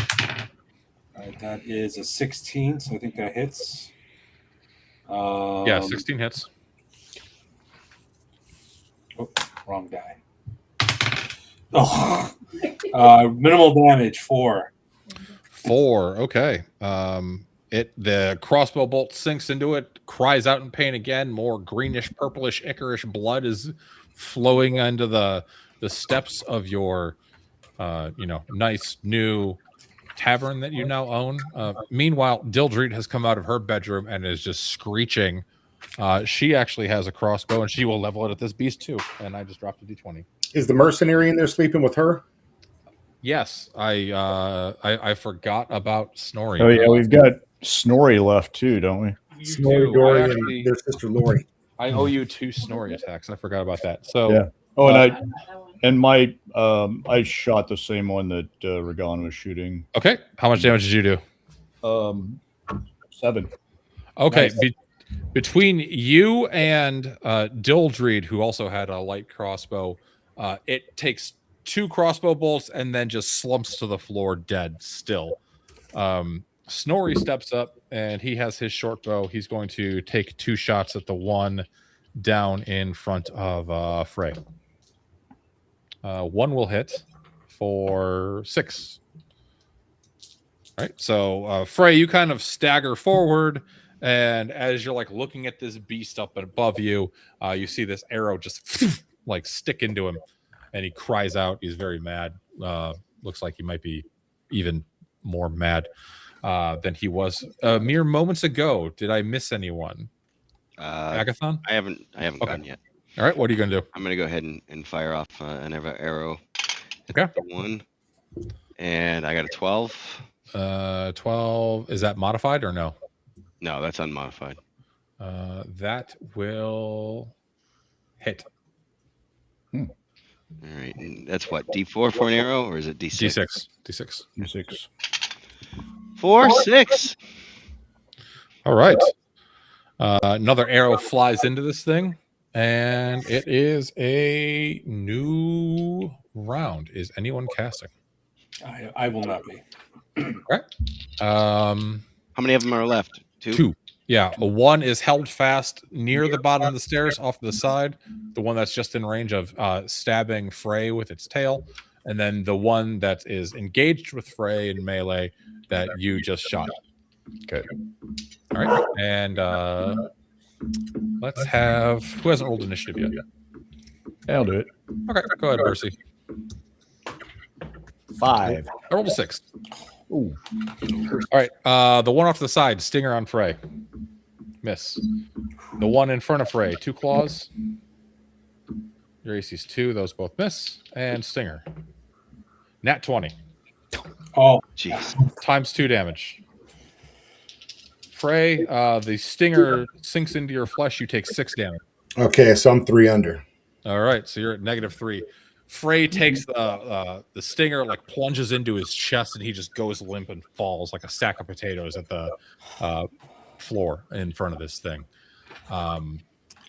And it's your guys' turn. So Ragan, what are you doing? I'll just go down. Can I, from the top of the stairs, leap down and make an attack on the one that just took out Frey? Sure. All right. I took that personally. One good turn. He did it for us with the Chimera, so hopefully this will work. So, all right. 2-handed battle axe coming down. All right. +2 to your attack roll.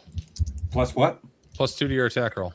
All right. Oh, I think that would actually turn this into a hit. So 6 + 2 is 8, +6 is 14, and it's an AC 5. I think that would hit. Okay. I mean, just check your I'm chart. looking at the combat matrix. So Yeah. Okay. If it hits AC 5, you're good. right. Go ahead and roll your damage. Thank God. I've been rolling low every time I go into melee. All right. That is 14 damage. Wow. Frey, sorry, not Frey. Ragan leaps down onto this thing with 2 hands on his battle axe and just bisects it from head to groin, and it just. It's why I'm always practicing as the sun rises, like Conan style. Yeah. All right. All right. All right. Some bisects for Ragan. All right. Some bisects for Ragan. Frey, you're bleeding. Percy, what are you doing? There is still one. I'll just another crossbow bolt. All right. Go ahead and make your shot. 18 for 5 damage this time. Okay, that's definitely a hit. Okay. And Nilius? And let's see. He's the last one left, the one that I have, right? It's the one off the stairs down into your right that's held fast.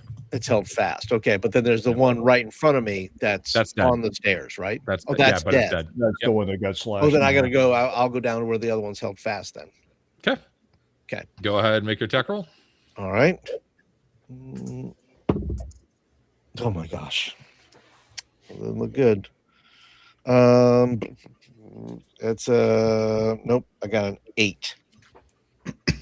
Okay, that is unfortunately a miss. And last but not least, Agathon.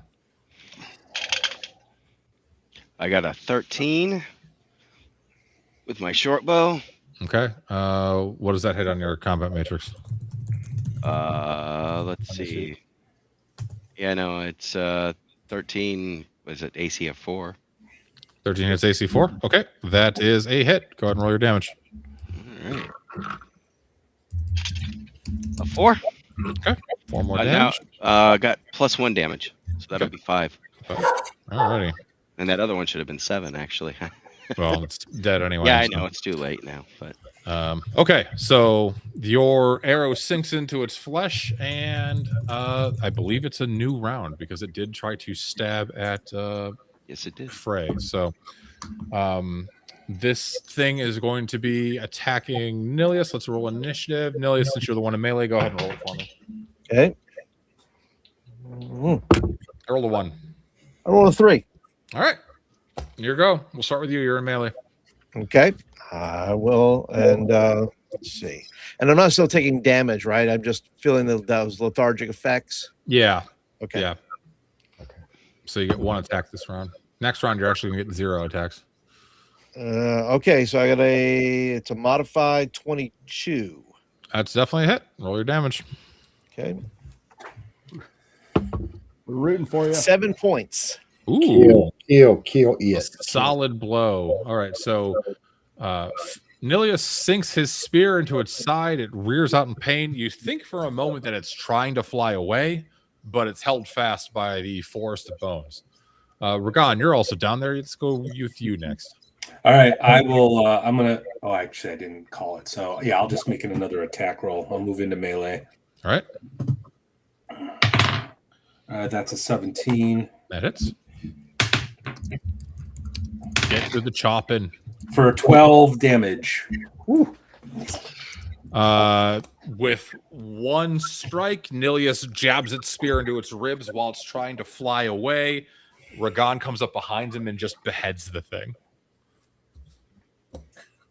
And the cries of the night of these sickly beasts that came from on high have ceased. Now all you hear is the cries of the poor, unfortunate souls that are caught in the streets of Xambaala while it's being overrun with anthropophagi, which you can hear some maniacal laughing and cackling off in the distance, and you turn and look, and there's a horde of these things heading towards you. And that's where we'll stop it for today. Great. They're heading towards the lucky saddle. Yeah. Oh, wait, they're coming towards us? Yes, the smell of blood and the din of battle has attracted attention of many zombies and anthropophagi. All right. Well, I was going to heal Frey, but maybe we'll just throw him outside. No, I'm just kidding. All right. Well, so, use them as a distraction while we run. Do I remember there being an escape tunnel under this? I know I should have not this one. spent the night at the tower instead. So it's we'll just round it up. 400 XP each for the combat. You already got the treasure XP from earlier, so go ahead and add that to your sheets. And yeah, thanks, guys. Okay. Thank you, fun. Dan. Well done. I only died once in this episode. Once this session. Yeah, I'm really happy with this celestial event that I rolled on Mr. Ben Ball's Hyperborean encounter tables. Available for free on the website, by the way. It has a bunch of cool stuff by biome that you can roll. And the one I rolled that's going to last for 6 more days, it turns all the random encounters into alien-style encounters. So good luck. Oh, God. All right. Let's see. Thank you, everybody, for watching. Yeah. Go sub to my channel. Soon I will have more than Jeff. Sub to my channel, too. No. The Bad News Bards. Yeah, It's also- The Bad News Bards. So Wednesday night this week, I'm going to play Dark Sun on Wednesday night with Chris Moneymaker.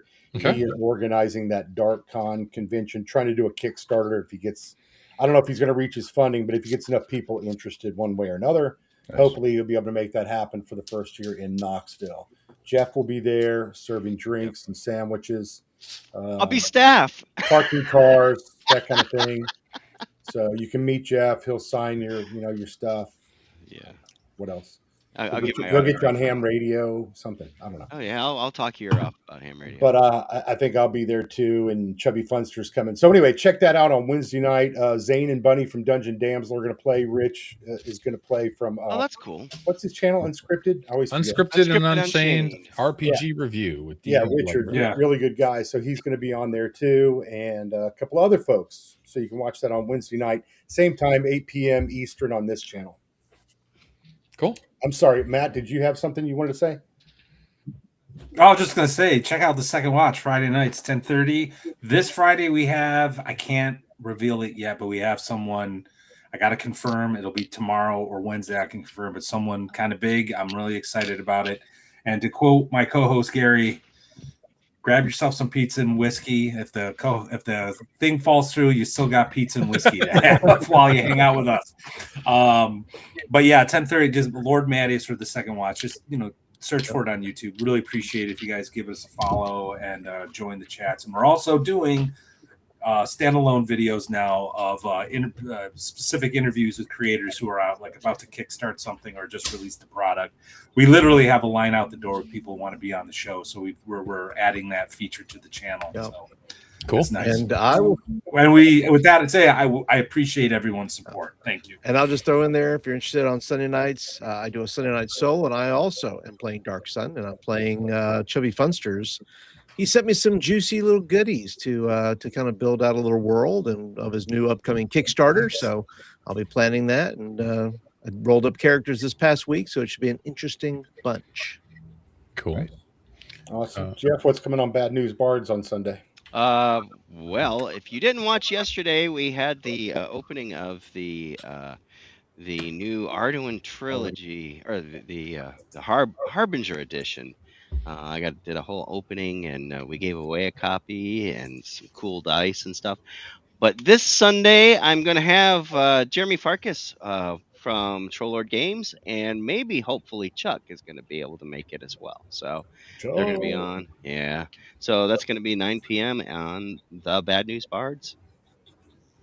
Awesome. Anybody else? Vance, Dan, who did I miss? Me. So I did actually release a second video last week. It was on how to actually make a character in Hyperborea, and I went through like the different role methods. I should watch that. You should, because I'm really getting tired of having to feed you PDFs mid-session. Hey, now what I'm going to do is I'm going to roll up a whole bunch of characters and just go pull. Well, Okay. there's an easy way for you to do that. So Jim on the Hyperborea Discord, he goes by Colossus, and I believe his son made a website called hyperboreacharacter.com where you can actually make characters in Hyperborea for Hyperborea 3rd edition. You can roll it up randomly, you can pick your spells, you can do all those sorts of things, and you can generate either a JSON or a PDF with your character that you create. So that way you can stop relying on me, Jeff. Well, but, you killed the Kazoon. No, I didn't kill you. You just trusted that the scurvy guy with a constitution of 4 would be no problem at all. No, Bercy threw me into the wolves there, to Mr. Scurvy guy. You said sure. Yeah, I was going to actually. But you agreed to go. Poor choices were made. Poor choices were made. Poor choices are always made. Only one death today added to my counter. Oh, well, I'm pretty close. I'm going to be starting next week, down 3. So yeah, close. So level 4. Level nice. 4. Are you? You're level 4 already. Good. And Joe the lawyer, still alive, buddy. Suck it. Yeah, I saw Joe in there. Yeah. I'm just that's right. Suck it, Joe. 200 points from level 5. Thank you, Stephen Kennedy. So, but yeah, I'm going to record a video on just showing off the character creator. It'll be short, but that'd be cool. It's pretty sweet. So it's worth sharing. I want people to know about it. Anybody else got anything? Or we'll wrap it up here. No. All right. Nothing further. I also have AC2 currently, so It's true. Yeah, can't thank you guys enough for coming. Bercy has out. 18 strength and AC2, so that's going to be on your channel, right? With Erudite. What is the on Dark Wednesday, Sun? the Dark Yeah, Sun yeah, game? Yeah. Okay. Cool. Yeah, check it out. I talk to Chris all the time. I've got. It's for a good cause. I hope he makes it work and all that. And we'll play a couple hours and then we'll do one more session the next week. But it should be fun.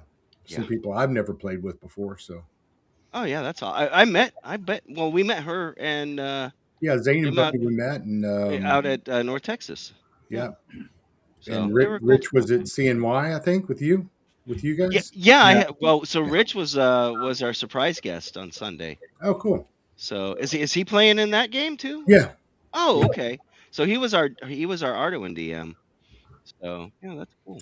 Well, it's not too late if you want to contact Chris. No, he's texted me about it. The problem is I have another stream that's our Babylon 5 night. So. Oh, that's right. Yeah, Wednesdays. I forgot. Okay. But I mean, it most likely able to be able to catch most of it. You said it's at 8:00, right? Yeah, 8 p.m. Eastern. I'll probably be able to catch a couple of hours of it. But hey, look at that! My ear trumpet, super chat for $1. Hey, thanks, man. Good to see you. Appreciate you. So, He must have just gotten in here at the end because I don't think I saw any comments from him the whole game. he is in Australia, so it's pretty early in the morning for him. That's right. Yeah, they're only plus 14 hours. So. Yeah, thanks so much, and thanks again, Robert Santon and Agile Monk for the other donations for the hapless players here, and our accomplished referee. All right, well, thanks everybody. We'll leave it there. If we're good, we'll see y'all next Monday night. Thanks again. Have a great night, everybody. Oh, next care. Monday night's my birthday, so I think I should give myself a TPK. I mean, You can give yourself any acronym you want. Perfect excuse for me to pick up some bourbon on a Monday. We should all bring something to drink next Monday night if it's Dan's birthday. Danny, you okay playing next Monday night? yeah, On your my birthday? birthday. I can Yeah, do it's what I his want. birthday. He can do whatever he wants. He wants to kill everybody. You don't want to check with your wife or anything? No other Got life. plans We'll for you? play and run a game on So. your birthday. Dude, So- this is like so- my hobby. This is what I love doing. I am right there with you. Who are you talking I'm to? just gonna roll up like 10 characters. I'm gonna pretend that this is just a funnel, and you know, Yeah, I'm right behind you. eventually Jeff, one of them's gonna make Jeff. it. Jeff, this has been the longest funnel you've been in. Yeah. 11 sessions. It has. Yeah. And you're what? You're the original, still alive, right? Yeah, Yeah. the last board on the deck of the ship of Theseus. It's all that wine sipping he does. Yeah. The wine and the eating the grapes. He's got the girls and the fans, and you know. Oh, I got big moisturize plans, me. baby. Big plans. All right, guys, we're out of here. Y'all have See ya. fun. Have a good Have a great weekend. night, We'll see you everybody. next week. All right. Take it All right. easy, All right, everybody. guys. Bye all.